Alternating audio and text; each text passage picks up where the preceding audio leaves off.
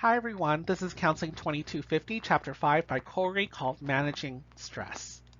Stress is an event or series of events that lead to strain, which often results in physical and psychological health problems.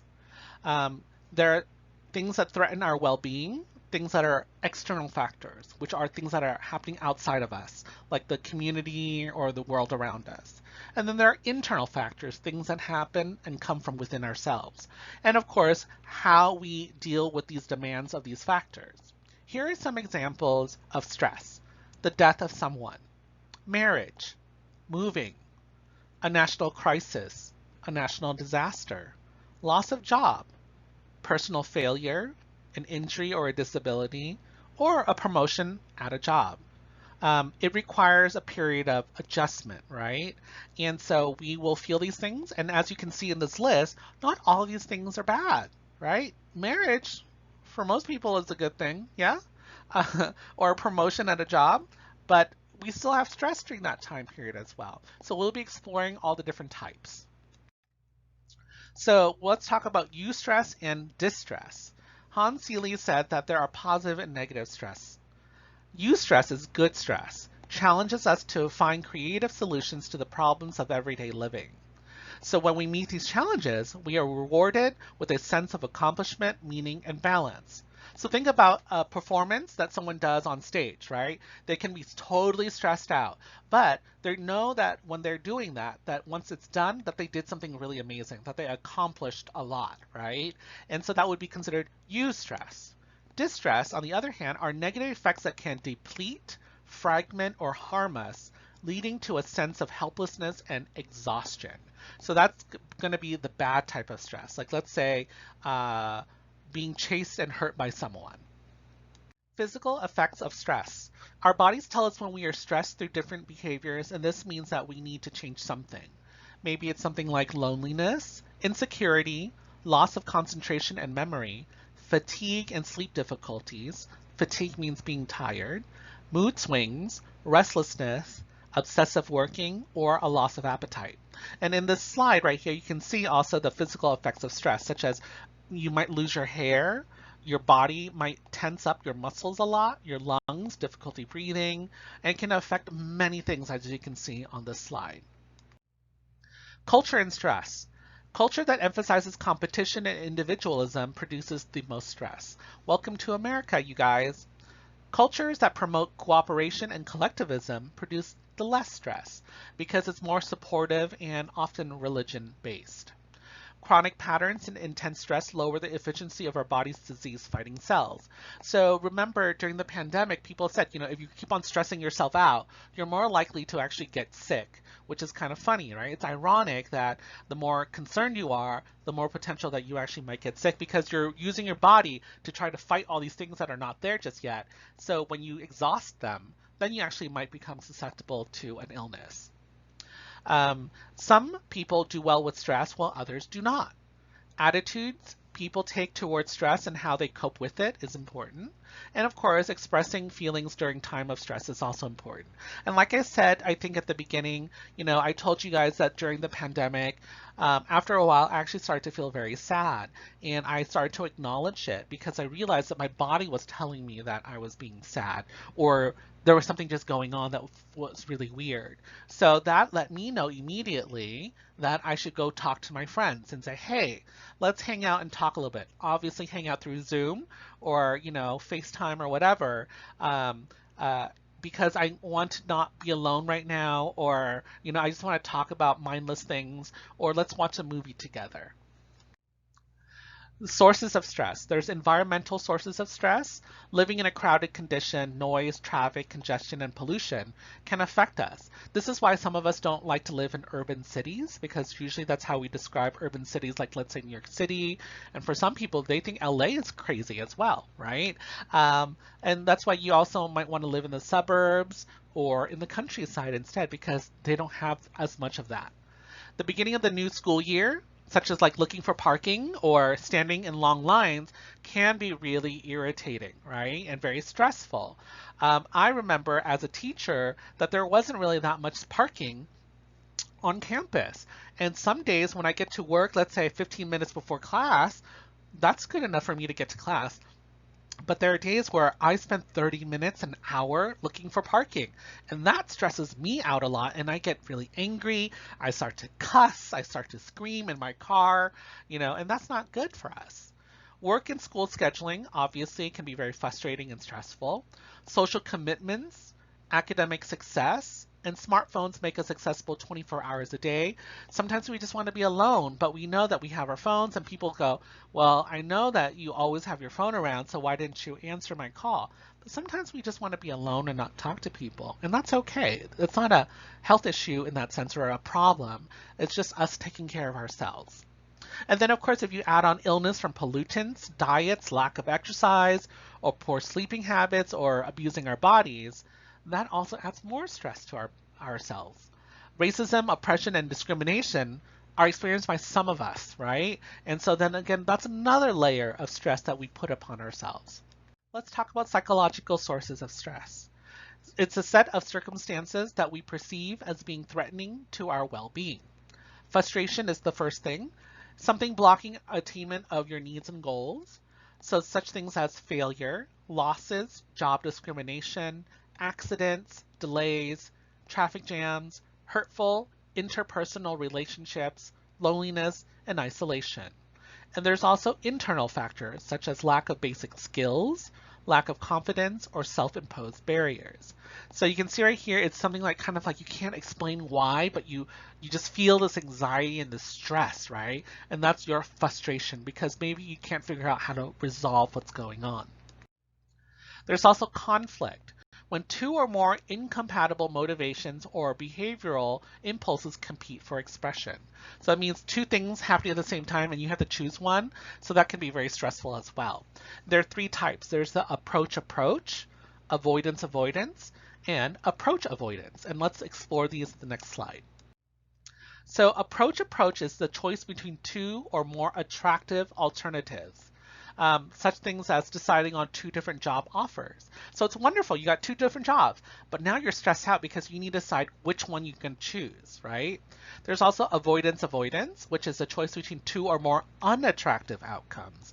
So such thing as being unemployed or work at a job that you hate, okay? So you really hate your job, but you need money, right?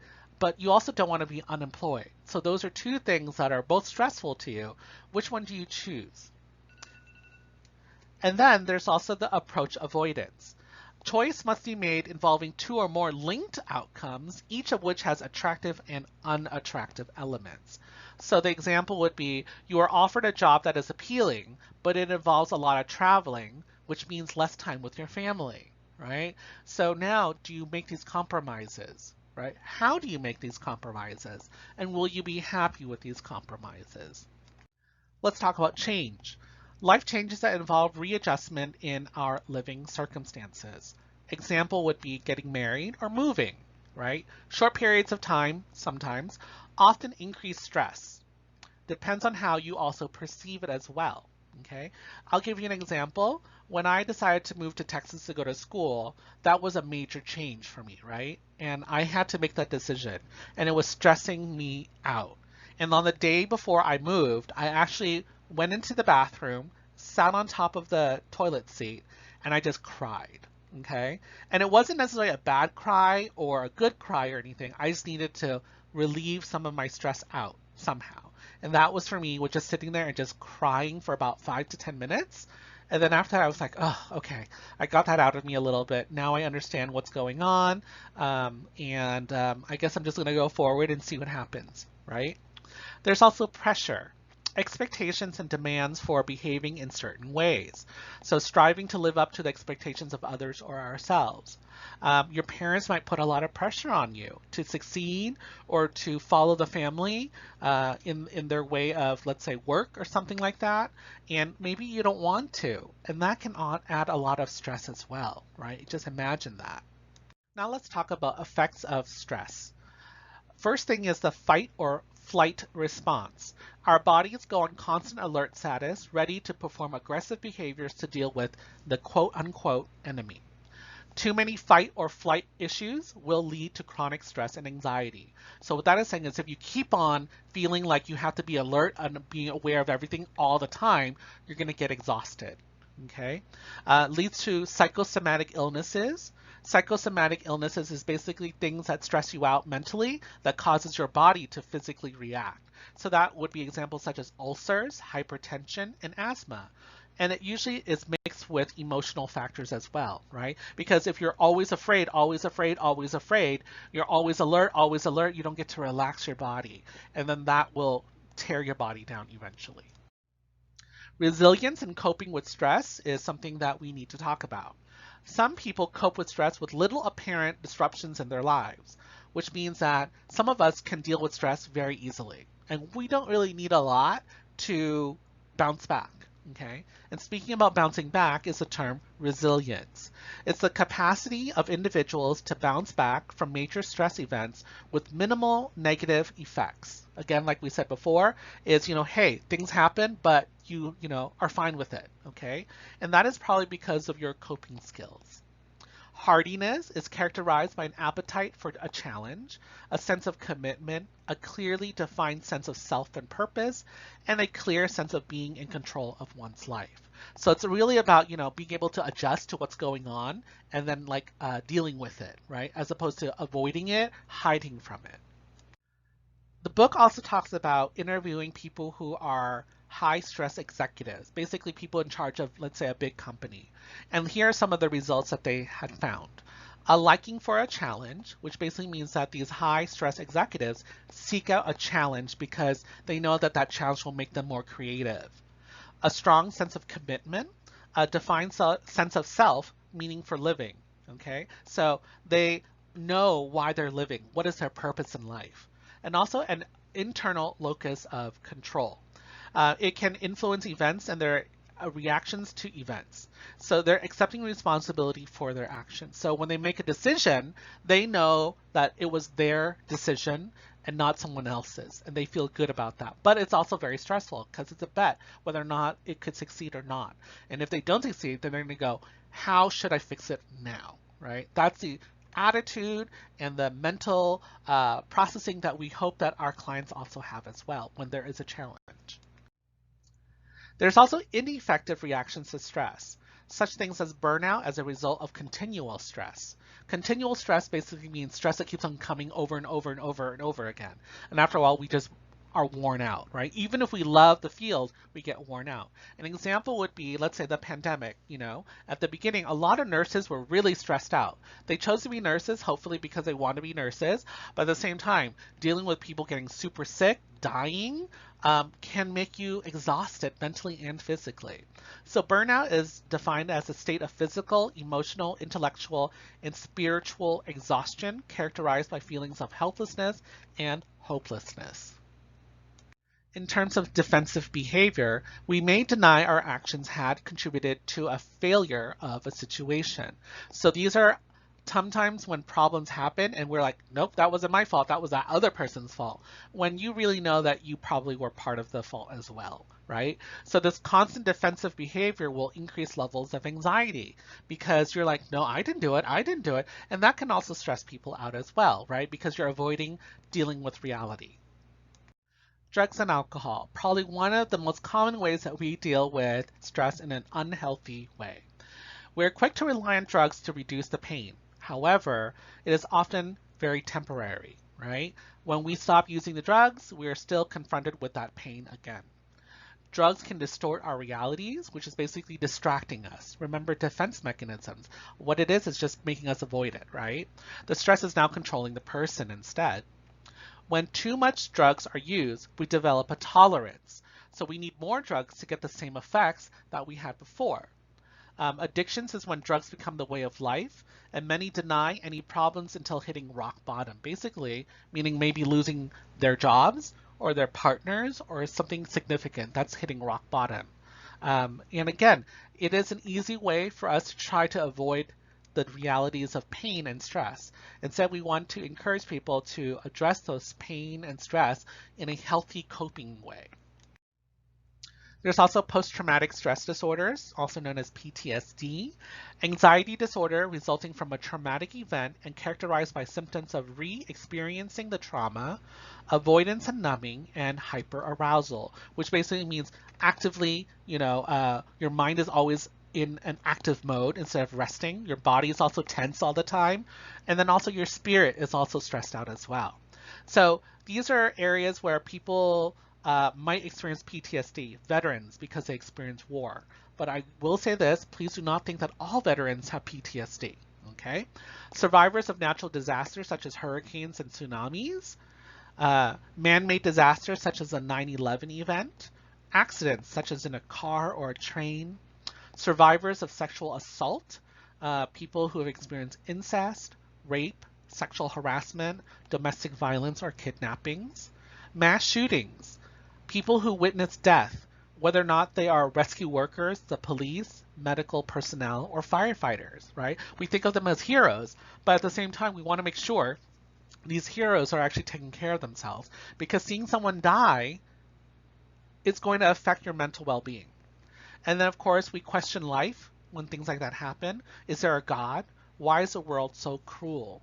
Okay. Sexual exploitation. Power is misused, trusting relationship is betrayed for the purpose of gaining control over an individual. The individual may feel guilt and believe that they were responsible for what occurred. Part of society will have the blame the victim syndrome, right? And we hear about that quite a bit. When someone is sexually exploited, they might say something like, hey, you were dressed kind of sexy, so you were kind of asking for it. When technically, it doesn't matter what you are dressed like. You could be naked walking down the street. It does not mean that other people can abuse you, right? Happens to both men and women. However, men are less likely to seek help. Instead, they choose to do things that are unhealthy, such as drinking or doing drugs or taking risky behaviors. And that's just something that's very different between the sexes, is how we perceive it, because society doesn't let men express their emotions. The trauma of incest. Incest is an inappropriate sexual behavior or sexual contact between two people who are related, one of whom is often a child. Often feel betrayed and no longer trust people who have power because the people around them who are adults are taking advantage of them and not making them feel good. It often also happens with being physically abused, emotionally abused, being neglected, and also dealing with alcoholism with the people who are actually doing it, right? Often feel like they were willing to go along with the incest, may not have known it was wrong, feeling ashamed, being frightened of the consequences, fear of loss of affection from family and friends. Again, remember, a lot of the times incest happens with a child. A child doesn't know what's right or wrong. They're still learning, right? And so these are some of the feelings that they have, and we cannot blame them for not experiencing the life because they are so young. Once survivors are able to release intense pent-up emotions, healing can begin. Releasing themselves from the responsibility and guilt and letting go of the self-blame, because they might blame themselves, right? And so that's something that they need to learn that they don't need to do, because it really wasn't their fault. It was out of their control. Josef Fritzl is the picture that you see right here. I've hyperlinked a 60-minute Australian video article. It's about 15 minutes, and it talks about this man who basically built a dungeon in his basement, and he basically had an incestuous relationship with his daughter and had 7 babies, and how he was caught. And I won't tell you how. I want you to watch it, and then you'll learn a little bit more. Date and acquaintance rape. Let's define rape.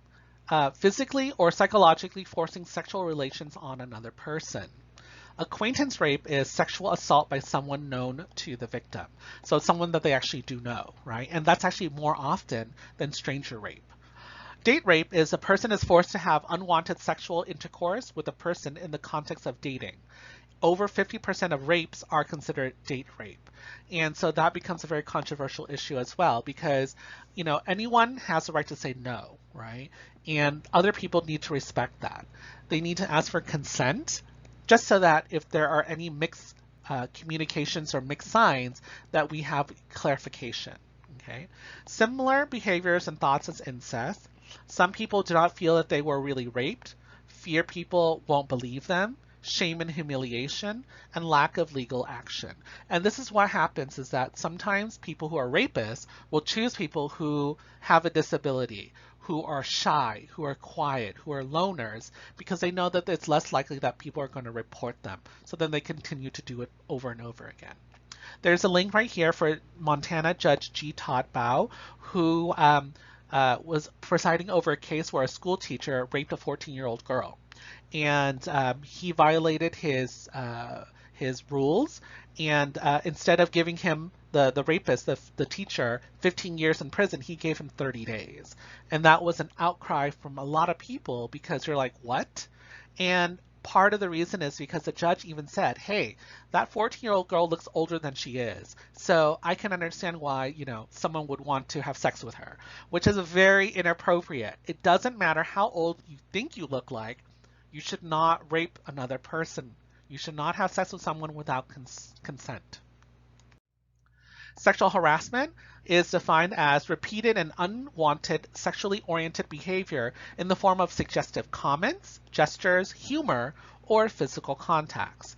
And it can take place in many places, such as an academic setting, a workplace, or even in the military.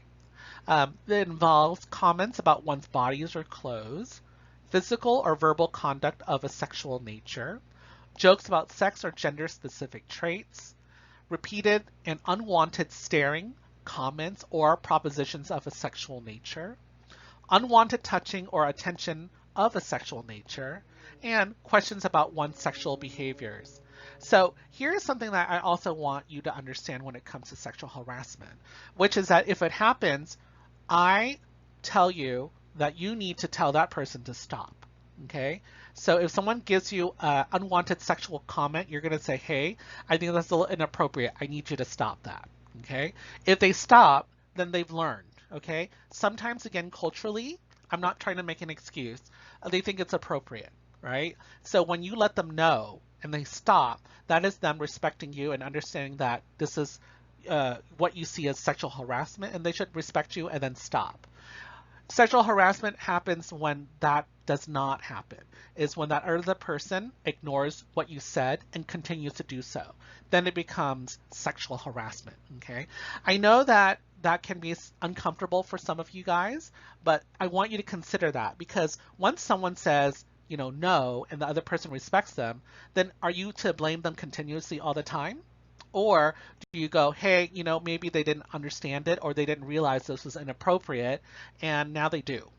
Okay, it's a great conversation. I wish we had a class so we can actually talk about that. Men sometimes make the assumption that women like sexual attention, and that is because some women do like sexual attention. But you need to understand that not all people like sexual attention. So then you need to now ask for consent, right? People say that some artists, musicians, or celebrities like that attention, and it's true, but for some people they don't. So for us to be respectful and to consider it that not all of us appreciate the same thing. Okay, the victim is under stress in the work setting or the environment because of this, right? It adds a lot of uncomfortableness, a lot of stress at the workplace. Some people don't want to go to work because of it, but they need to go to work to make money. Few report because they are afraid of the consequences, such as losing their job or not getting that promotion that they really worked hard for, or a low grade in course. Here are some constructive responses to stress. Constructive coping would be something that will confront the problem directly, right? That means not putting it to the side, but going, hey, this is a problem, let's deal with it. Accurately and realistically appraise a stressful situation rather than distorting reality. So let's call it for what it is, and then let's deal with it for what it is. Learn to recognize and manage stress. Learn to exert behavioral self-control in the face of stress. Some of us will choose to be defensive or ignore, but now we need to acknowledge that we're doing that and to not do those behavioral things. So you want to identify and modify your self-talk. What you say to yourself can contribute to your stress. So do you say things like, when I take time for fun, I feel guilty, when you really do need time to have some fun? I'm constantly being rushed, telling myself that I ought to be doing more and that I should be working faster. Okay. Hey, if you're working at the best you can, Why not understand and appreciate that and not let that stress take over you? Yeah, some people might work faster than you, but some people also work slower than you, right? Obviously, I'm saying it in moderation as well. If you're reading 1 page a day in a book, that's really slow, and you do need to actually work on that, right? Because you're actually going to become behind. But if you're reading a good amount, right, and you're accomplishing your job, then you should not stress out. Learning to laugh and enjoy humor is also really important. Some people take themselves too seriously and have a difficult time learning how to enjoy life. Do you know those types of people who just don't like to have fun? They just want to work, go home, and eat dinner and go to bed and then do it all over again. And you wonder sometimes, are they happy with their lives? Laughing at our own lack of sense of humor, inconsistencies, and pretensions can be very therapeutic. Yeah, sometimes we just need to laugh at what's going on, right? Suggestions for managing stress. How can you creatively cope with stress? Finding ways to simplify your life. Be aware of the demands you place on yourself and others. Do something you enjoy daily. Practice relaxation techniques. Practice being kind to yourself and others. Recognize and acknowledge your stressors. And avoid ruminating about what you could have done. Ruminating basically means dwelling in something or staying in a place over and over and over. It's kind of like punishing yourself by thinking about it over and over and over, not letting go. This is the portion of the chapter where we actually talk about different therapeutic techniques that are going to help you, yourself, or your clients in the future. So take note of all these different ways that the book is offering you that are considered very effective when it comes to dealing with stress. The first one is time management. It's a key strategy in managing stress when we take on too many projects at once, not using our time effectively, or procrastinating. I'm sure we're all familiar with procrastinating, right? Um, we break down long-range goals into smaller goals and develop a plan for action. So don't look at it from the big picture. We acknowledge it, but go, hey, how do I do all the different steps to get to it? And then focus on that, maybe even create a checklist. Be realistic in what you can accomplish in a given time, right? So if you have an hour, you cannot probably read 50 pages in 1 hour. 25 pages? Maybe, much more realistic. So then let's do that and say, let's set out 2 hours instead so that you don't stress out because after that 1 hour, you're like, oh no, I'm a failure. I only reached page 25, right? Do not let others overload you with work. So when someone says, hey, can you do this? And you are already really busy, you should say, hey, is there any way that you can give that work to someone else or hold off on that for just a little bit? Because I'm actually working on these other things right now, right? And that is showing you and the other person that you know what your limits are and the reality is, okay? And you need to say, way that is respectful to other people as well, because you don't also want to cause anger or stress on that situation by saying, no, I'm too busy, okay? Instead, you might want to say, I can take that job, but I'm not going to be able to work on it until tomorrow, okay? Something like that is showing you that you know how to manage your time properly with your boss or whomever. Ask for help, don't do everything yourself. And that's something that's really hard for some of us, right? We always want to do everything because we want to make sure that we finish it. But sometimes when a person offers help, you might want to say, hey, you know what? Actually, can you help me with some things? And if you're one of those people that are really controlling, maybe find a little thing to have the other person do it so that at least a little bit of it is done, right? I know some of us are just really controlling. And I used to be that way as well, but I've learned that when someone offers, it's because they love you or they respect you, and you should respect them as well and let them help you. 100% of your time cannot be productive. Schedule in fun. And that's something that's really, really true. I wanted to work over the Labor Day weekend, but one of those days I decided to just watch movies and relax and talk to my friends. And I know that some of my work fell behind. However, I needed it because I was freaking out a little bit or stressed out a little bit about, let's say, work, right? And so I want you guys to also be able to schedule the fun and don't regret it either. You're like, you know what? I needed that time to watch that movie because it made me feel better. It made me relax. Now let's talk about deep relaxation. This is something that I would actually do in class with the whole group. However, since we cannot, I encourage you to do this after we finish this lecture. I'm going to describe it for you, but I also put a link at the bottom, and it's a 3-hour sound bath. You do not have to listen to all 3 hours, but I would challenge you to listen to 30 minutes of it. Okay? And you can do it while you're doing other things as well. Because if you're new to sound baths, the first 5-10 minutes, you're still kind of like, I don't know about this. Once you allow it to enter you, you know, then you can take the full power of it. So progressive muscle relaxation is, I want you to get comfortable, be quiet, and close your eyes. Pay attention to your breathing. Breathe in slowly through your nose. Exhale slowly through your mouth. Clench and release your muscles. Tense and relax each part of your body 2 or more times. Clench while inhaling, release while exhaling. Tense and relax, proceeding through each of the different muscle groups. I'm sure my voice isn't very relaxing. I apologize for that, but I do want you to think about doing this while you are listening to the sound bath. If the sound bath is too loud, bring the volume down to a manageable level, and then take it from there. I want you to experience it because as a therapist, as a counselor, as a helping professional, you can probably offer this a lot to your clients, but if you've never done it, you're kind of a fake, right? So I want you to start to experience it so that you can be honest and say, hey, I practiced this or I tried this out, and I think this might be helpful for you. There's also meditation.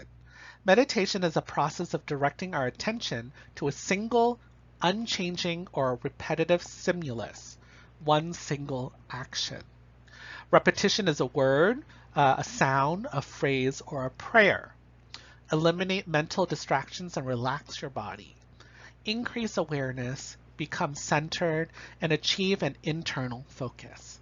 So meditation is really about repeating something over and over until it's no longer necessarily just words, but this kind of feeling and this motion.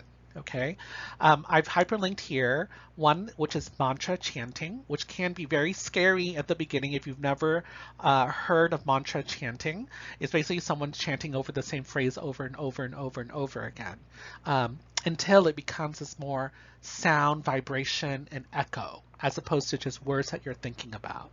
And you're going to let your mind go while you're doing that. There's also a guided visual meditation jellyfish, which is a aquarium recording with a guided meditation. So you'll hear someone guiding you through breathing process while you're watching jellyfishes ebb, open and close as it swims around in an aquarium. There's also music that you can listen to without any words. So we're not talking about something like, a hip hop song or a pop song, but just like, sounds that help you focus on the music, but then also the vibrations of it. And the last thing, which I really love, and I am a huge proponent of, is rain sounds. So this one, you'll hear the sounds of rain falling on a street for about an hour if you like. Sometimes I put it on and I just put it in the background on a low volume while I do work because that sound, that vibration, that sound of nature makes me feel really good. I also really, really love the sound of rain falling on a car. And there's actually on YouTube a 10-hour rain falling on a car. And sometimes I like to put it on before I go to bed. And that's what I hear is the rain falling because I find it very peaceful and calming, right? And so I encourage you to maybe think about listening to some of these for maybe 10 minutes and just see how it feels and makes you feel. Mindfulness. Living by the values of accomplishing and producing, we sometimes forget the importance of experiencing the immediate moment unfolding before us. So something that I want you to take away from mindfulness are the phrase, the here and now, okay? So what are you doing right now, right here? You are listening to me talk about mindfulness, right? So you might be thinking that's kind of funny, and that's cool, right? But what we're not doing is thinking about the future, maybe about paying our bills or making dinner, right? We're thinking about learning right now. And we're not thinking about the past, which is that maybe we had a huge fight when we were 10 with our parents, right? We're not thinking about that either. We're thinking about right now.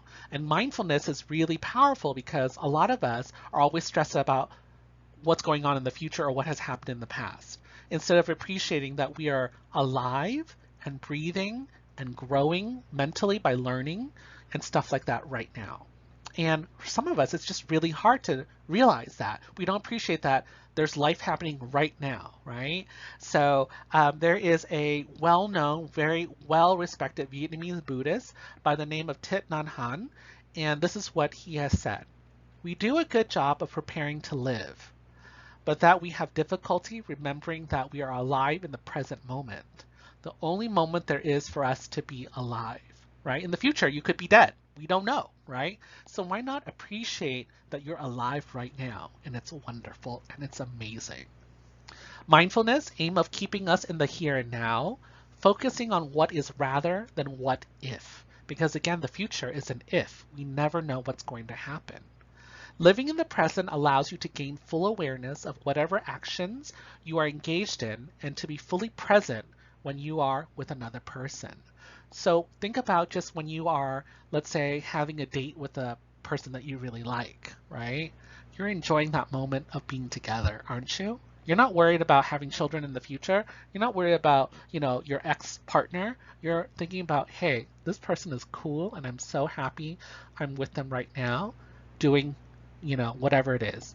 Sharing a soda or a milkshake or I don't know. What do people do on dates? I don't even know. All right. Don't run into the future.